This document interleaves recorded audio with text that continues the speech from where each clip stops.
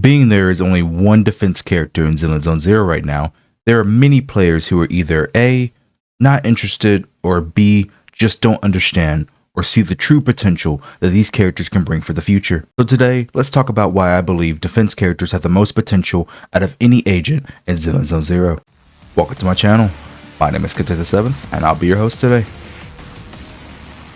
First, we need to understand, what exactly can defense characters bring to your team? We can take a baseline judgment by looking at Ben, and as we can see from Ben's core passive, he's able to provide a shield for his allies, and using his skill, he's able to block and counter enemy attacks. That also provides a good amount of days buildup. So from this alone, we can say Ben is very similar to a stun agent that also provides defensive utility to his teammates. And this defensive utility is added on to the dodge counters and team assists that we already have in the game. I understand many players will see this and say, well, what's the point? Why do we need more defensive utility? This is a great question, so let's go over it.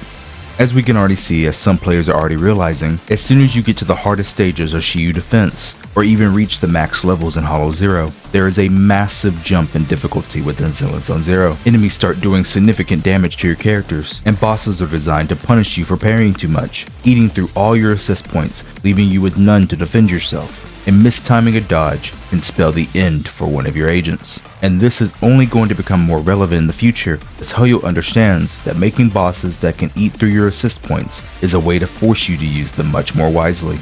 But see, this is where a defense character like Ben or any future defense agent can come in handy. By replacing a potential support or even a stun agent on your team, a defense character can give you much more survivability, and this can lead to what's known as comfort. The best example of this is Zhongli from Genshin Impact, as Zhongli is still one of the most used characters in the game, and he is almost a 4-year-old character. But why is this? Well, it's simply because of the shield he provides to your team, making you almost invulnerable to all types of damage in the game, meaning you don't have to worry about dodging or even potentially being knocked out of one of your animations. He provides a level of comfort that only a few characters can somewhat match.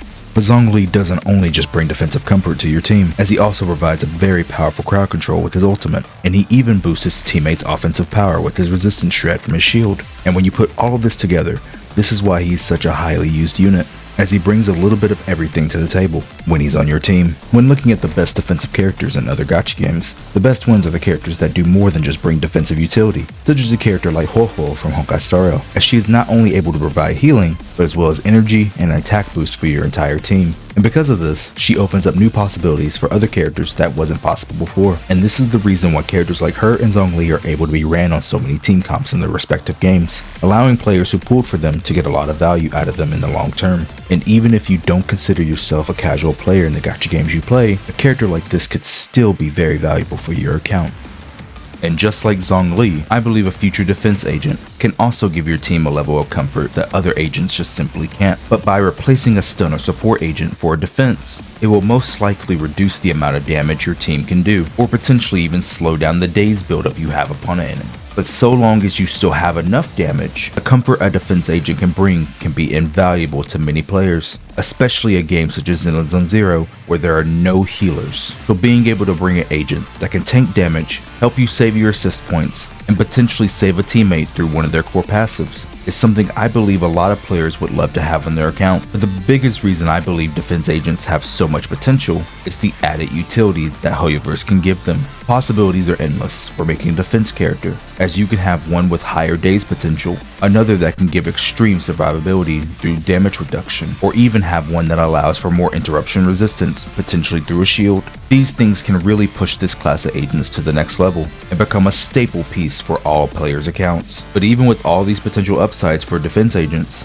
there are still some potential drawbacks as well, with one being they probably won't be the best for underpowered accounts. While they can potentially give you a lot of comfort in surviving, they could also hold back your teams if you aren't well invested, as if you aren't able to have enough damage to clear stages in time with them, then it probably isn't worth replacing your support, as you will need the support's buffs they provide to give yourself a better chance at beating the stage on time. So I need you to think like this: if you have enough damage to beat the enemies in time without needing a dedicated stun or buffer, then adding a defense agent will make your life easier. But if you do not have enough damage, then a defense unit will only hold you back in your clear time. So unless Hoyoverse releases insane defense units that don't limit your damage potential, then they may not become a necessity, but rather a luxury for your account. So it really depends on how Hoyoverse decides to go about this for the future, because if you make a defense unit too strong in too many areas, then they could potentially overshadow other roles, making it where you don't even want to pull a new stun or support because you have a defense unit that can do it well already.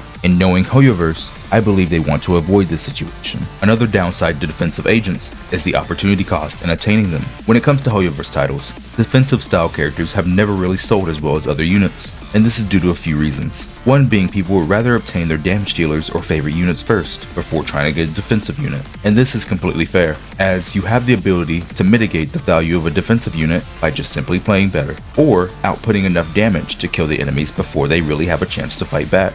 But pulling for a defensive agent could hinder your chances of getting the new attack or anomaly agent that could be very powerful for your account. So it comes down to, do you have enough pulls to justify pulling the defensive agent? So it is truly interesting to me to see just how defense agents will evolve and potentially shape not only the meta, but how we also view the game in its entirety. Recently, a character named Seth got announced for patch 1.1, and by looking at his character model, we see he is in fact holding a shield. So this absolutely screams defense agent to me. And if he does end up becoming a defense agent, then I think free-to-play might be able to have great value in having him on their account, but only time will tell, as we need to see his entire toolkit and everything he can possibly bring to the table. Being that Seth is part of the NEPs, I would personally love to see him have higher stun capabilities, and also a shield bash, such as a character like Brigitte from Overwatch, as having a shield bash could allow him to quickly reposition, adding another form of dodging attacks, and also being able to block enemies during the animation. I personally really hope he becomes an A-rank agent, as obtaining A-ranks is significantly easier in Zenless than it is in any other Hoyoverse title, as there's only 2 A-ranks instead of 3 on a banner at a time. And if he is an A-rank, I hope he's viable just needing one singular copy, and they really don't start this trend like they do in other games, making A-ranks only good with multiple copies of them. Zenless has the potential to balance all agent roles and make them have their own unique value for the long term, and I really hope they are able to do this, as I would hate to see any class of agent just become obsolete in the future. But these are my thoughts on why I believe defense agents have great potential for the future, but please let me know what your thoughts on defense agents are in the comments. Do you believe they'll be extremely niche, or do you think they'll become extremely valuable? Only time will tell, but I would still love to hear your thoughts and opinions. Be sure to join the Discord for future giveaways with my ever-growing community, and check me out on Twitter at Kit7th, and please be sure to subscribe for more Zenless content. And as always, my name is Kit7th, and with that, signing out.